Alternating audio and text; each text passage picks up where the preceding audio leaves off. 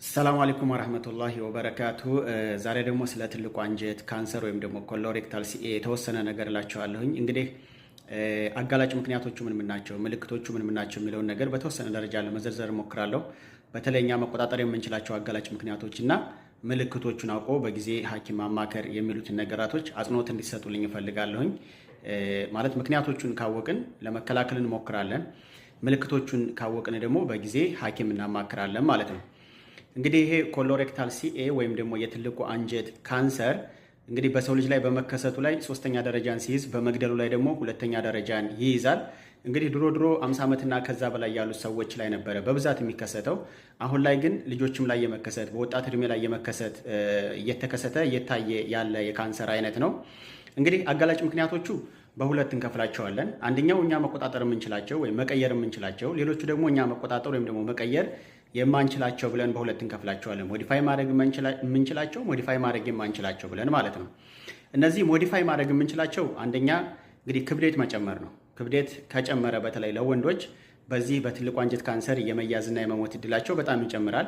ስለዚህ የሰውነት ክብደታችንን መቀነስ ይኖርብናል ወይም ደግሞ በአግባብ መቆጣጠር ይኖርብናል ማለት ነው። በሁለተኛ ደረጃ ላይ የአመጋገብ ሁኔታችን ነው። እንግዲህ አመጋገብ ሁኔታ ስንል ቀይ ስጋ የበዛበት የምንጠቀም ከሆነ፣ በጣም የተጠባበሱ ምግቦችን የምናበዛ ከሆነ፣ የቫይታሚን ዲ መጠናችን በደማችን ላይ የቀነሰ ከሆነ ለዚህ ለኮሎሬክታል ሲኤ ወይም ለትልቁ አንጀት ካንሰር የመጋለጥ እድላችን በጣም ከፍተኛ ነው ማለት ነው። ስለዚህ በእነዚህ ምትክ አትክልቶችን፣ ፍራፍሬዎችን፣ ጥራጥሬዎችን መመገብ ማብዛት ይኖርብናል ማለት ነው። ሌላኛውና ሶስተኛው ሲጋራ ማጨስ ነው። እንግዲህ እሱን ማቆም ነው። አራተኛ አልኮል መጠጣት ነው። አምስተኛ ደግሞ ሁለተኛው አይነት የስኳር አይነት ካለ፣ ስለዚህ እሱን ማስወገድ እንኳን ባንችል በአግባብ የስኳራችንን መጠን መቆጣጠር እንችላለን ማለት ነው። እንግዲህ እኛ መቆጣጠር የማንችላቸው እንደ እድሜ አይነት በፋሚሊ ደረጃ ላይ ካለ ምናምን እኛ መቆጣጠር የማንችላቸው ሪስኮች ናቸው። ስለዚህ እነዚህ መቆጣጠር የምንችላቸውን ሪስኮች ወይም ደግሞ አጋላጭ ምክንያቶች በመራቅ ከትልቁ አንጀት ካንሰር ራሳችንን መጠበቅ እንችላለን ማለት ነው።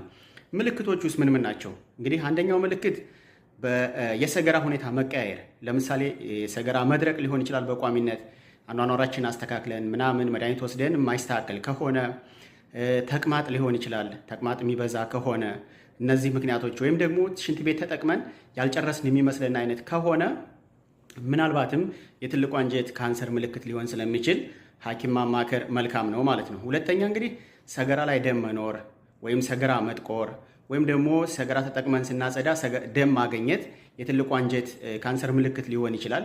ሐኪም ማማከር አለብን ነው ማለት ግን አይደለም።